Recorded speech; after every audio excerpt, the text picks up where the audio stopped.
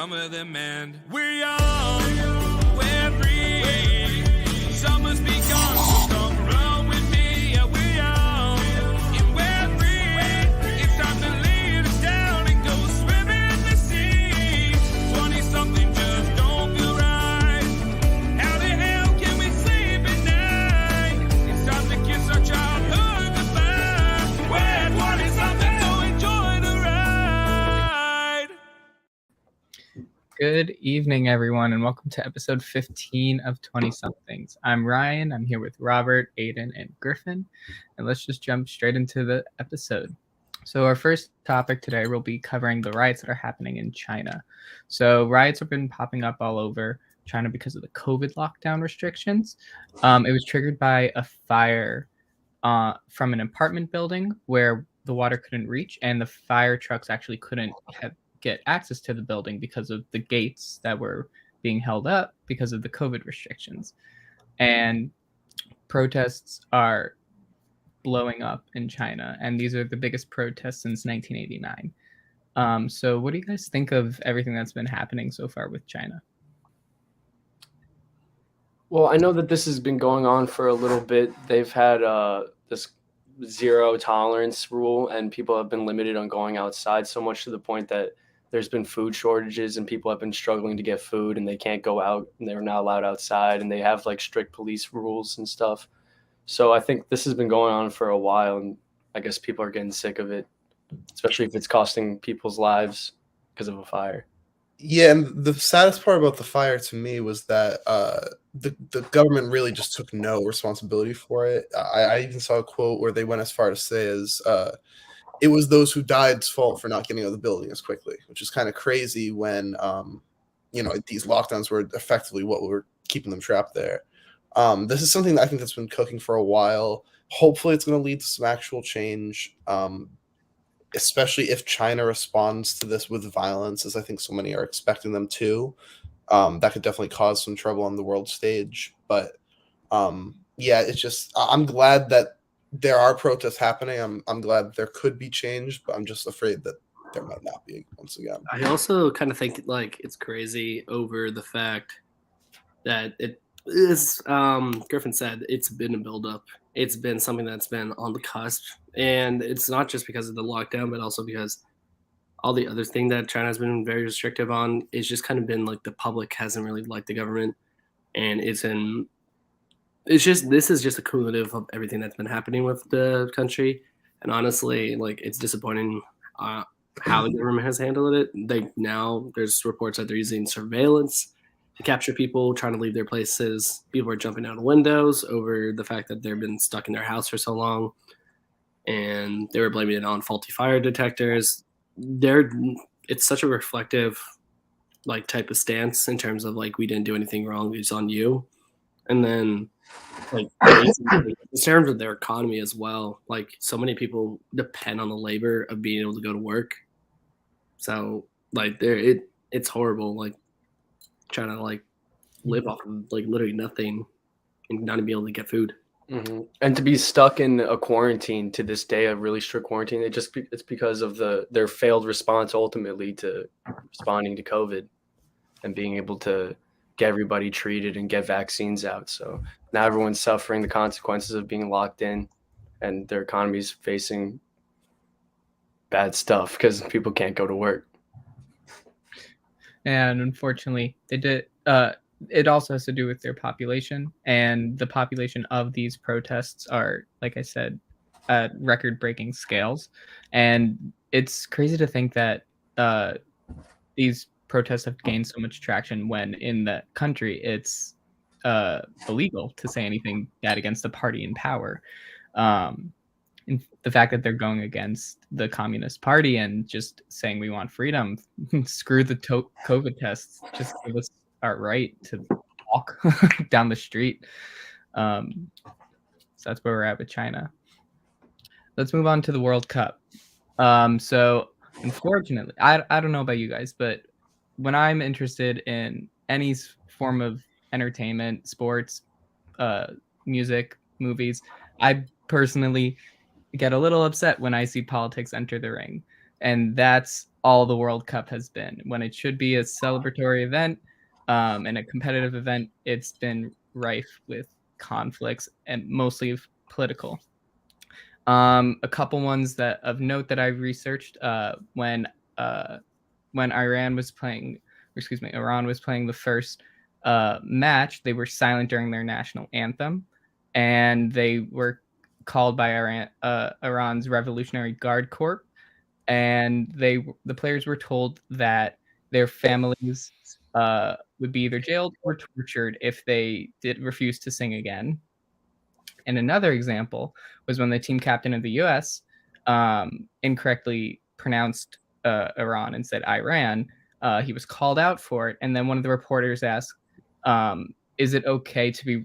Why did you represent the U.S. When there's been so much discrimination against Black people since he was Black?" And I found that to be very not tasteful, for lack of a better term, of just shooing in politics into an event that's supposed to bring people together and root for a team. So, what do you guys think about how politics have affected the World Cup? I mean, I'm Sorry. not gonna lie, like it's already in Qatar. Qatar is already known to be very not just problematic in terms of the way it's been governing the World Cup, because it's a heavily influenced by like religion, state, like country, and it's just not really accepting of modern day values and stuff like that. So it's already been such a heated platform, I guess.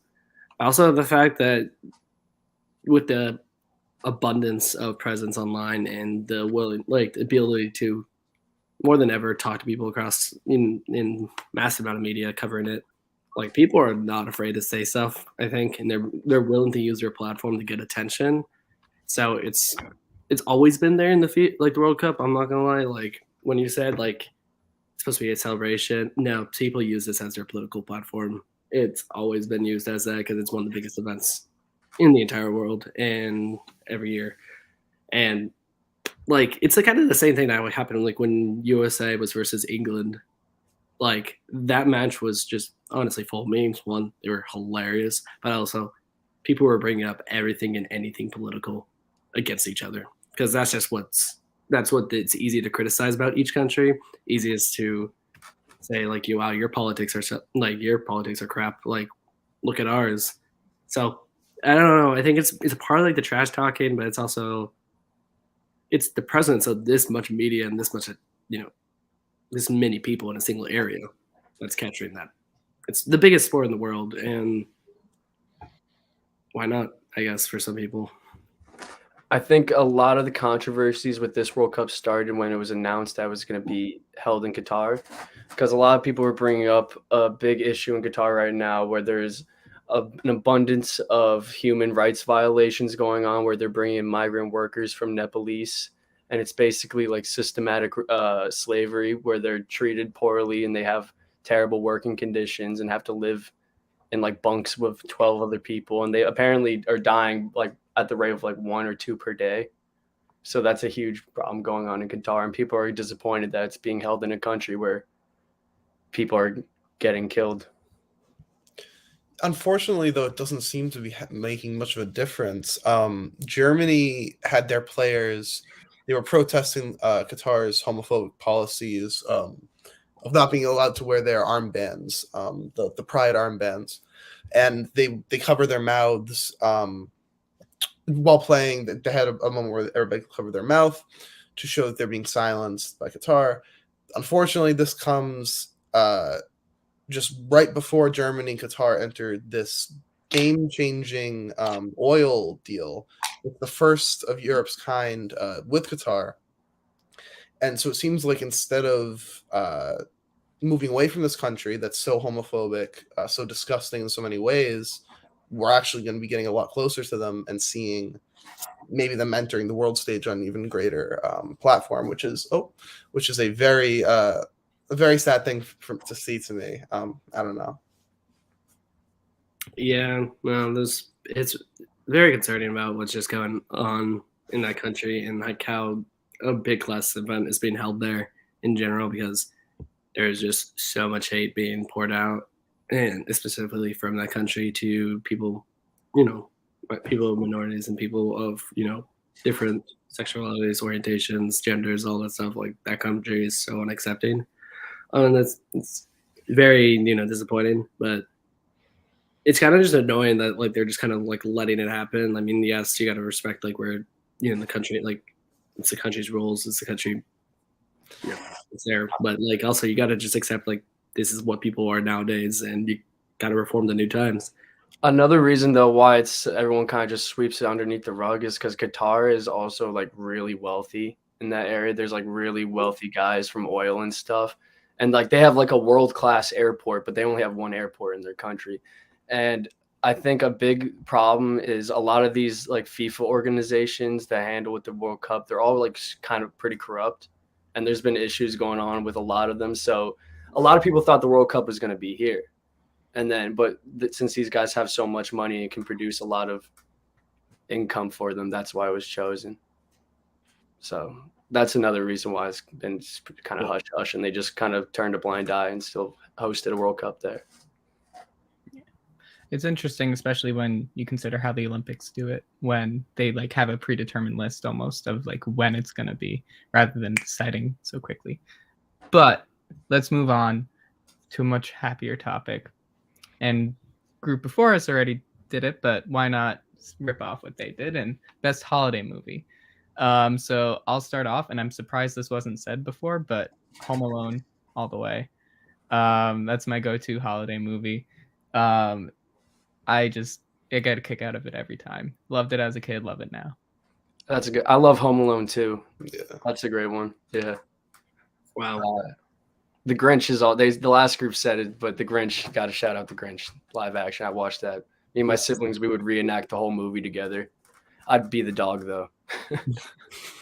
Oh, that dog is very cute. Yeah, the dog was sick. I had a lot of things I could do. I mean, the other Aiden said the movie that I love, Vacation, Christmas Vacation, absolutely one of my favorite movies all time. Never, but also Santa Claus.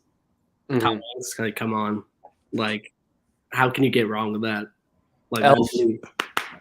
he's perfection at some points in terms of how much I can still laugh at it till this day. But also, have you looked up the people? Have you looked up the before and now? Like, if you look at, they're old as hell. It's very funny.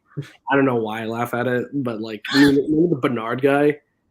Like he looked like an absolute chap. Yeah, no, he's wrinkly and old. It's very funny. I don't know why that went off a tangent, but that movie also, that just brings up my point. Like, why did Disney make a series about that movie? Like, just keep it in the dust. Like, let it, stay a relic as it is. They made a TV show series. Stop. Scum on Disney. Listen to the people. Don't make stuff like that. Griffin, what about you? What was your favorite movie? No, so Arthur's Perfect Christmas. It's just a classic movie. It's got a nice message for the whole family, but what the holidays are really about. The animation is simple, but it's classic. You can't go wrong. Well, I actually haven't seen a bunch of these movies. I am. Die Hard's a good Christmas movie too. Oh yeah, Okay. there we go. No, Okay. what about Home Alone? Oh, The God, absolute no. worst movie I've ever seen. But If you haven't seen it, it's the reboot of Home Alone, and they bring back the older brother as a cop. What? Yeah, it's really bad. I only recommend it if you want to. No, I don't recommend it. No, I changed my mind. There's no scale I would recommend it, especially sober. Also, I Anyway. said Tom Hanks. It's Tim Allen. Rest in peace. I can't even defend my own movie. Alrighty. On that note, we will be wrapping up tonight. So I hope you all had a great episode. And this is 20 Somethings signing off.